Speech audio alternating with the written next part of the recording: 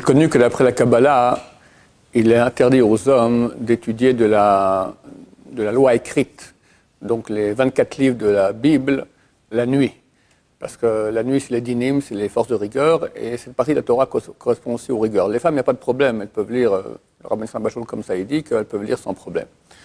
Alors, qu'en est-il avec les Tehillim? Tehillim, c'est la même chose, ça fait partie aussi des 24 livres de la Bible. Néanmoins, quand on lit les Tehillim, pas pour une étude, mais en tant que supplication, il y a une raison importante pour laquelle des fois on a besoin de demander les rachamim, la miséricorde divine. Alors on peut aussi, les poskim écrivent qu'on peut aussi étudier cela la nuit, donc lire cela la nuit, supplier Dieu avec les Tehillim aussi la nuit.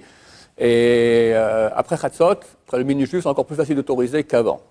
Encore deux choses qu'on peut faire pour encore plus facilement autoriser cela. Si on est plusieurs à prier, c'est mieux. Et aussi, de temps en temps, on s'arrête, on regarde un petit commentaire d'explication sur le Tehillim, de Rashi comme ça. Et là, ça donne déjà une étude avec la loi orale. On peut étudier la loi écrite avec la loi orale. Pourquoi je vous dis cela? Parce qu'on a reçu des informations de haut gradé de l'armée américaine et aussi d'informations aussi d'une agence ici israélienne qu'il semblerait qu'entre aujourd'hui, demain, jusqu'à mercredi matin au plus tard, la guerre va commencer avec l'Iran. C'est pas certain, je ne suis pas prophète, mais bon, il semblerait, c'est écrit dans les écrits de Chazal 4 fois, dans la Bible, dans la Torah, à la fin il y aura ça, et vient Mashiach. Juste avant que Mashiach vienne, on a droit à cette guerre-là. On espère que ça se passera avec Rachamim comme miséricorde. Il faut beaucoup prier Hachem, demander la grande miséricorde. Dans les écrits de la Bible, c'est terrible, il y a 2 tiers du monde qui partent en cacahuète, c'est terrible. Alors on ne sait pas, peut-être que ça s'est passé dans la Shoah, on ne sait pas. En tout cas, il semblerait qu'on arrive à ce moment-là. C'est pas certain, on saura, il n'y a pas beaucoup de temps à attendre, 48 heures, on sera fixé.